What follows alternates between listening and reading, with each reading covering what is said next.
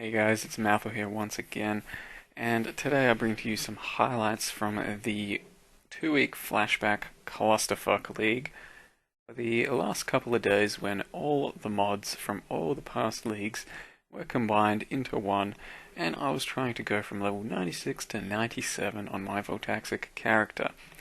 As you can see, there's quite a lot of mods. Every single map looks like it just has a billion mods, and for this league, or for the last couple of days, I decided to use an inspired learning gem.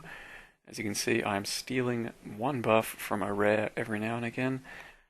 That's if you have 4 notables around the gem, you get sort of a mini headhunter effect.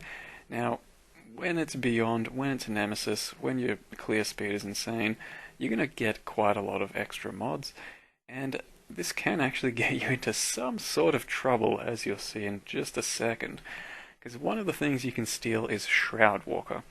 Now, Shroudwalker has a fairly large range, and it will port you around on top of monsters roughly every 2 seconds or so. And I'm about to pick it up right here.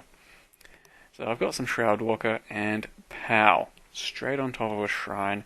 All those guys are necrovigiled. It keeps porting me back onto it. It's a fucking mess.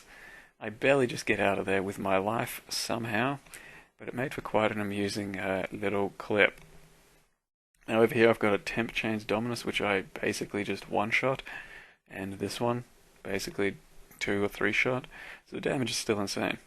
This is a nice Temp Chains Tier 14 map, and it's just an example of this relic, the Elrond relic, has 74% more life, versus Piety with 74% more life.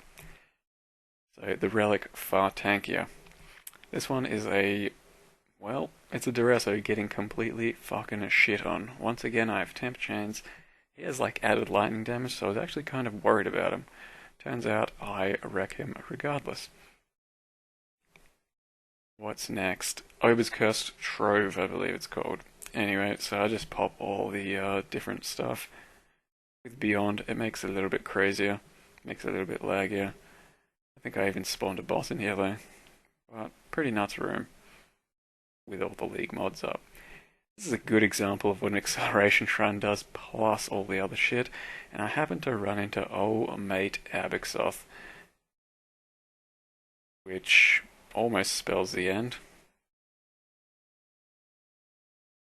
We had the acceleration shrine, so that helped me pussy out quite comfortably. Did also have Shroudwalker, as you can see. It's kind of porting me on all the time. So I had to regroup a bit. I have got Enfeeble as well, and some other shitty map mods. But yeah, I had to regroup and tackle him once again with my new VAR skills, some more flasks. He did end up dying somewhat easily once I actually locked him down. Problem with Abixoth is he ports around so much you can barely ever get a reliable frost wall on him. So when I finally did, he fell over pretty comfortably. But that's basically the challenge of Abixoth, managing to get a good stable bunch of DPS on him. Now this is a chateau, the unique chateau Perandus Manor. It's the first time I'd run this map, and this might be the first time you're seeing it. This is of course with all league mods, but that's not too important, just spawns a bit of extra Beyond and that's whatever. The map itself is a chateau tier 10, gives you a bunch of extra XP, so it's fairly decent XP, and also has quite a lot of loot running about it. So what you gotta do is just run around the map. There'll be hidden switches near some walls, statues, fire pit things. You click them, you run through the walls, and you're gonna face 3 sort of boss rooms, Perandus boss rooms in total. They also give you some pretty interesting Perandus chests, as it were. So you get an archive, a locker, you get a catalog. I think I got 2 lockers in the end actually, so you get pretty much all of the interesting Perandus chests. As well as that, you also get a grand Perandus vault at the end, which is basically just a locker, giving you another guaranteed unique.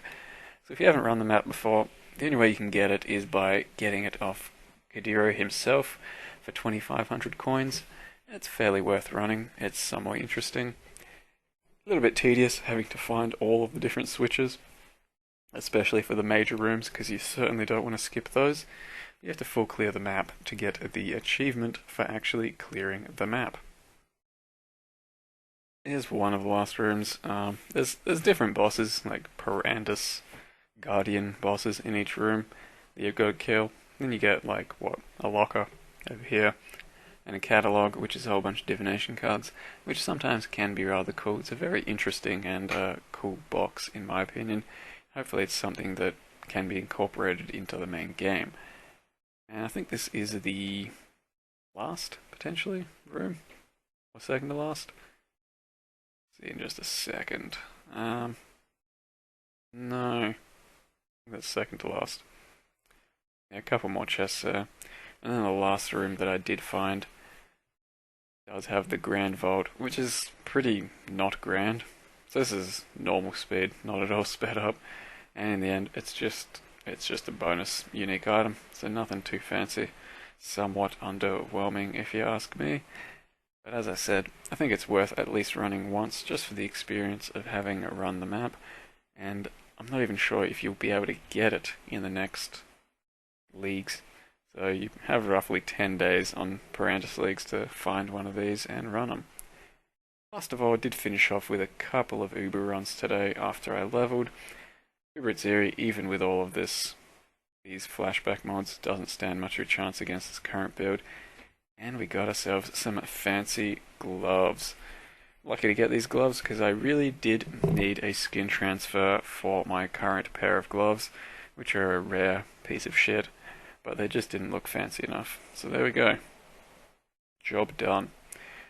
That was the video. Thanks for watching, guys. See ya next time.